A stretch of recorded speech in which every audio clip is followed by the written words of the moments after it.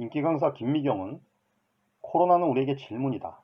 잠깐 왔다 가는 사건이 아니라 너 이제 어떻게 살래? 라는 질문이다. 라고 생각한다라는 말을 했습니다.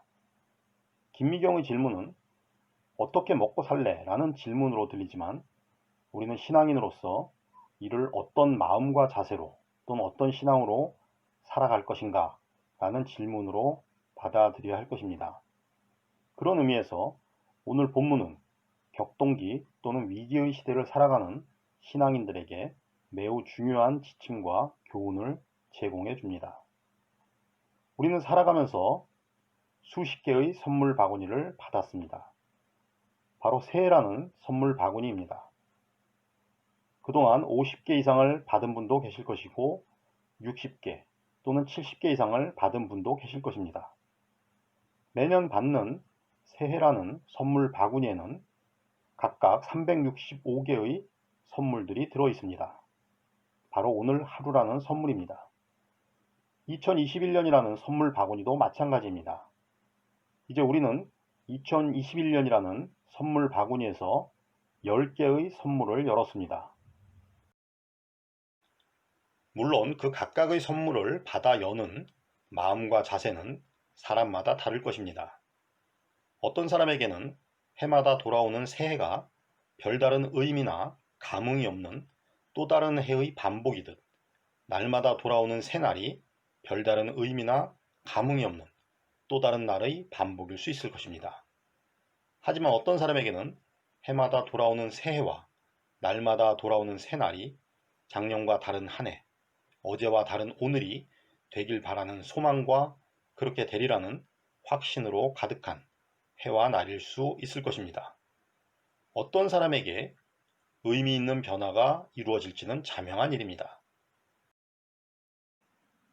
새해 들어 제가 시작한 한 가지 작지만 의미 있는 변화는 매일 새벽 신약성서 한 장과 톨스토이의 행복한 하루 중 하루치를 카톡방에 올리는 일입니다.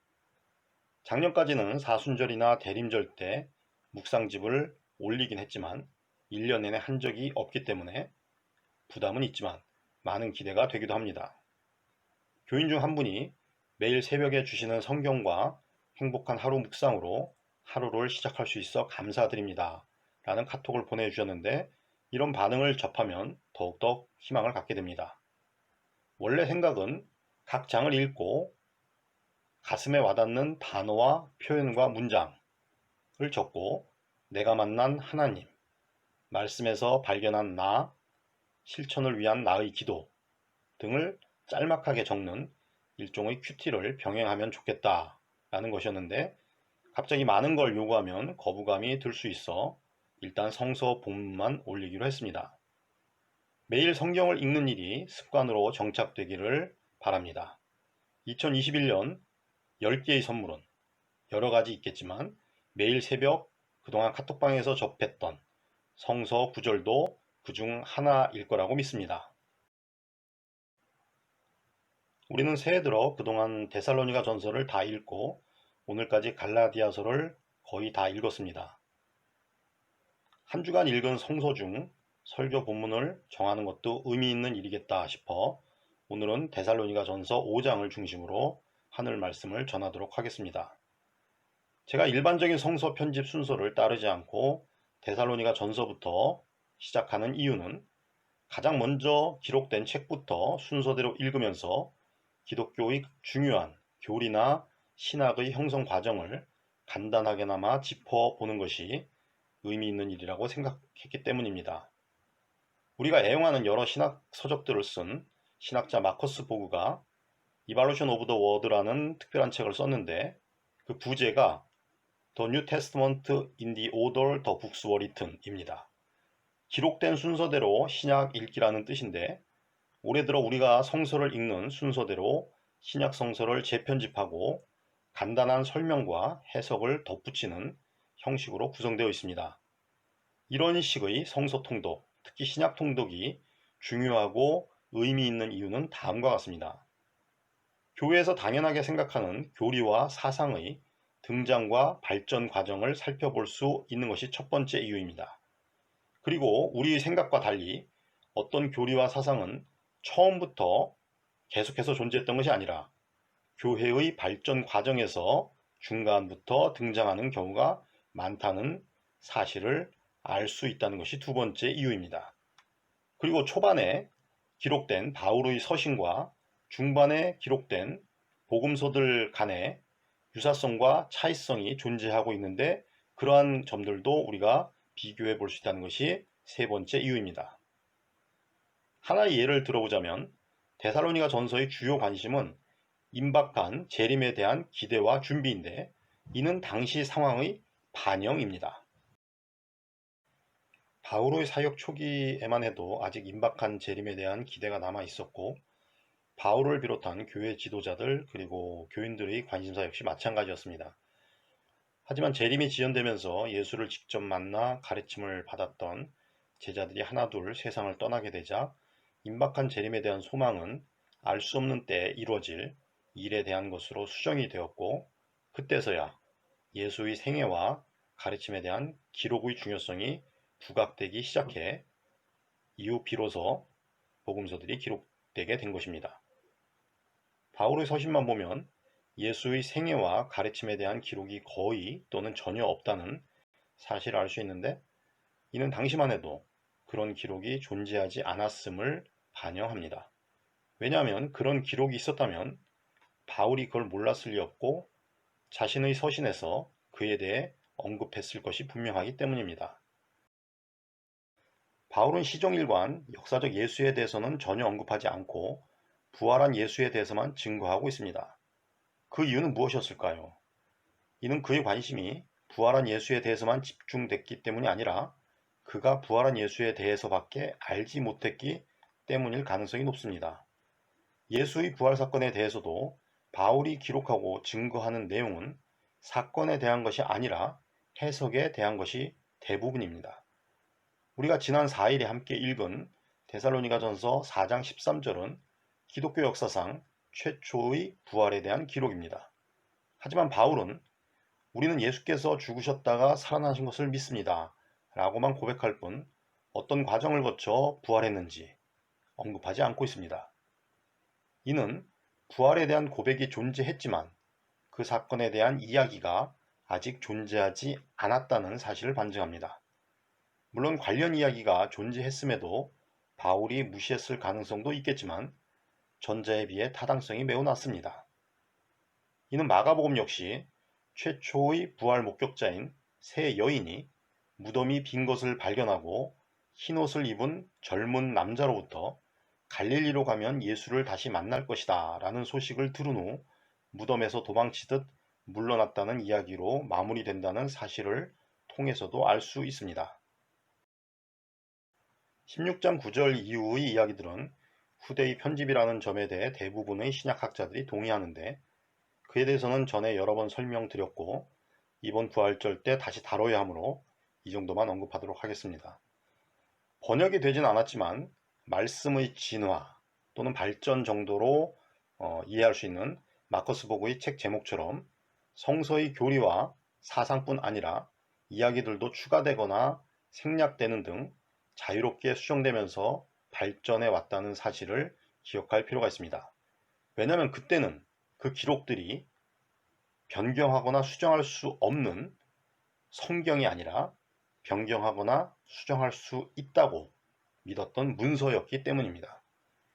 예수에 대한 기록과 바울의 편지들이 성경으로 인정된 것은 기록되고 수백 년이 지난 이후의 일입니다. 그 전까지 예를 들어 2, 3세기까지만 해도 필경사들은 의도적이건 착각이나 실수에 의해서건 지금 우리가 성경이라고 애지중지하는 문서들의 사본을 서슴없이 수정했습니다. 그 증거는 남아있는 수많은 사본들이 거의 동일하지 않다는 연구 결과입니다. 원본은 없고 사본만이 존재하는데 사본들이 서로 다르기 때문에 가장 오래된 사본이 권위를 인정받고 있을 뿐입니다. 최근 편찬되는 성경에는 이런 사본 연구의 결과들이 반영되어 있습니다. 마가복음 16장 9절의 서두에도 이 긴 끝 대신에 마가복음서의 짧은 끝만을 가진 사본들도 있다라는 설명이 첨부되어 있습니다. 사본 수정에 대해서 길게 언급한 이유는 다양한 사본들의 존재는 한 사건에 대한 4가지 이상의 기록이 존재할 뿐 아니라 4가지 기록조차 수많은 사본으로 존재하며 하나의 정답을 제시하는 것이 아니라 다양성 속에서 공통성을 지향한다는 점을 강조하고 싶기 때문입니다.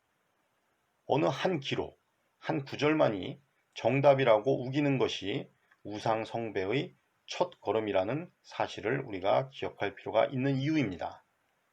바울의 입장은 바울의 시대와 환경에서 최선이었음을 인정하며 받아들이고 복음서의 다양성도 그 나름대로의 상황을 염두에 두며 이해하려는 노력 속에서 우리는 수만 개의 퍼즐 조각을 모아 하나의 큰 그림을 완성하듯 성서의 기록들이 가리키는 진리의 형체와 본질에 조금씩 접근할 수 있게 될 것입니다. 그럴 때 우리는 달을 가리키는 손가락에 연연하지 않고 달을 볼 수 있게 될 것입니다. 바울은 임박한 재림에 대한 강조에서 시대적 한계를 드러내지만 임박한 것이든 연기된 것이든 언젠가 이루어질 재림에 대비하는 성도의 자세를 자세히 언급하고 있습니다. 특히 오늘 본문인 5장 후반부는 마지막 권면과 인사에 해당합니다. 바울이 이 권면을 통해 전하고자 하는 내용은 재림이 임박했다는 생각을 하며 살았던 데살로니가 교회의 교인들에게는 절실한 것이었겠지만 2000년이 지난 우리들에게는 다른 느낌으로 다가올 수밖에 없을 것입니다. 그렇다고 그 권면이 아무 의미나 연관이 없는 것은 아닙니다. 오늘 하루를 내 생의 마지막처럼 살라는 교훈을 기억하며 그렇게 살기 위해 노력하는 사람들에게는 바울의 이 권면이 2000년 전 처음 이 편지를 읽었을 데살로니가 교회 교인들만큼 절실하게 받아들여질 수 있을 것입니다. 설사 그렇지 않더라도 오늘 본문의 내용은 우리의 일상에서 기억하며 준수해야 할 중요한 교훈들을 제시하고 있습니다. 지도자에 대한 존경과 화목, 약자에 대한 격려와 배려, 인내, 악을 손으로 갚기, 그리고 우리가 너무도 잘 아는 기쁨과 기도와 감사의 중요성. 바울은 이 모든 것이 그리스도 예수 안에서 여러분에게 바라시는 하나님의 뜻이라고 단언합니다. 그리고 성령의 불을 끄지 말고 예언을 멸시하지 말며 모든 것을 분간하고 좋은 것을 굳게 잡으며 여러 가지 모양의 악을 멀리하라고 권면합니다. 이 모든 교훈들은 신앙인으로서 우리가 결코 가볍게 여길 수 없는 중요한 일들입니다. 언제 마지막 때가 오든 상관없이 우리는 이 모든 교훈과 규범들을 마음에 간직하며 지키려고 노력해야 할 것입니다. 저는 바울의 이 모든 교훈들을 우리의 꿈이라고 부르고 싶습니다.